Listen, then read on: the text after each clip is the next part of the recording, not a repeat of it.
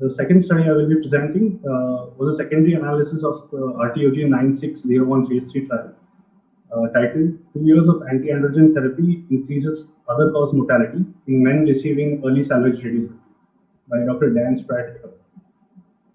This is the summary of the historical RTOG 9601 trial published in the New England Journal of Medicine in 2017. In this trial, they had 760 patients which were followed up for 13 years who had a PT3 or PT2 with a positive margin with a biochemical recurrence, received salvage RT, and then was stratified into a placebo arm versus a bicalutamide arm. They found that the patients receiving bicalutamide had significant survival benefit as compared to the placebo arm. They saw that 44% of patients had persistently elevated PSA post-RT for radical prostatectomy of more than zero point 0.1 nanogram per ml, and 56% had undetectable PSA. 60% of patients received late salvage RT, that is, those patients who received RT and had a PSA of more than 0.5 nanogram per ml, and 40% received early salvage RT. The importance of pre-salvage radiotherapy PSA, they've noticed that patients who had a higher 10-year biochemical recurrence after salvage RT and regional distant mets had a pre-RT PSA of more than 0.5 nanogram per ml, whereas the lower PSA group patients had a lower 10-year biochemical recurrence after salvage. They hypothesized that in men with lower PSAs receiving salvage RT, there would be no net benefit of long-term anti-androgen treatment with salvage RT. These were the methods.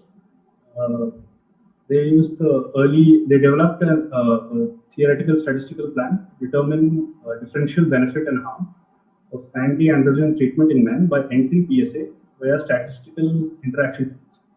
This the median PSA on the RTOG 9601 was 0.2 to 0.6 nanogram per ml, whereas the median PSA of ongoing GETU16 and SPORT trials are 0.2 to 0.3 nanogram per ml. The endpoints assessed were overall survival, other cause mortality, distant metastasis.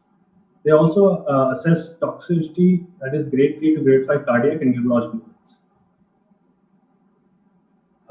These were the treatment groups. As you can see, they used more or less the same parameters, that is the age, pathologic stage age, Gleason score, surgical margin positive, and PSA. Whereas the treatment arms by subgroups were rather well balanced.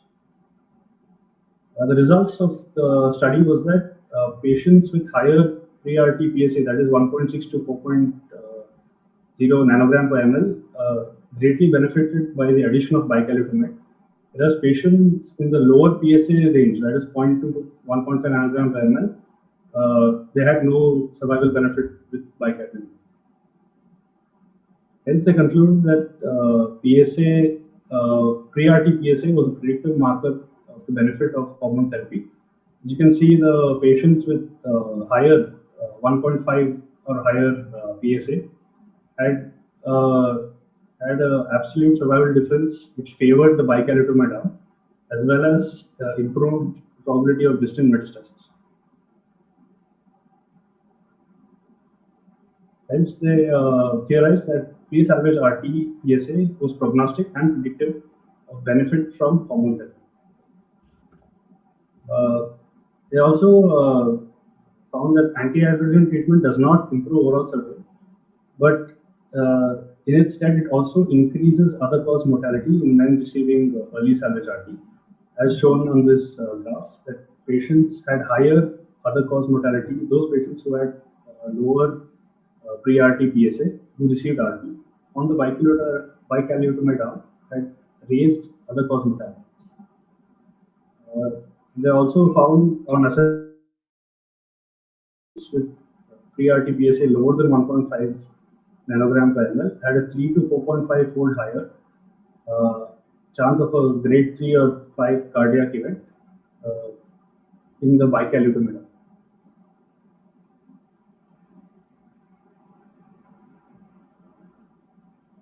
These were the systematic review questions. And they realized that in reality, in 1976, not even secondary endpoints like distant metastasis had pre-specified hypothesis and direction of effect pre-specified.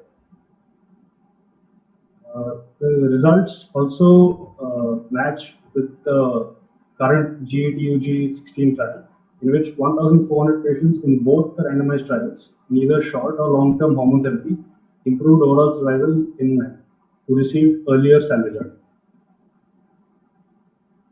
Future trials, they are awaiting results from the GATU-16 and the SPORT trial for the distant metastasis. In summary, the pre-salvage radiotherapy PSA was the first validated prognostic and predictive biomarker of benefit of hormone therapy. For patients receiving late salvage RT, that is patients with PSAs greater than 0.6 nanogram per ml, hormone therapy should be recommended as it has a clear overall survival benefit. Whereas patients receiving early salvage RT, those with PSAs less than 0.6 nanogram per ml, should advise caution before prescribing hormone therapy, as not only does it not benefit overall survival, but it also causes detriment in terms of higher toxicity rates.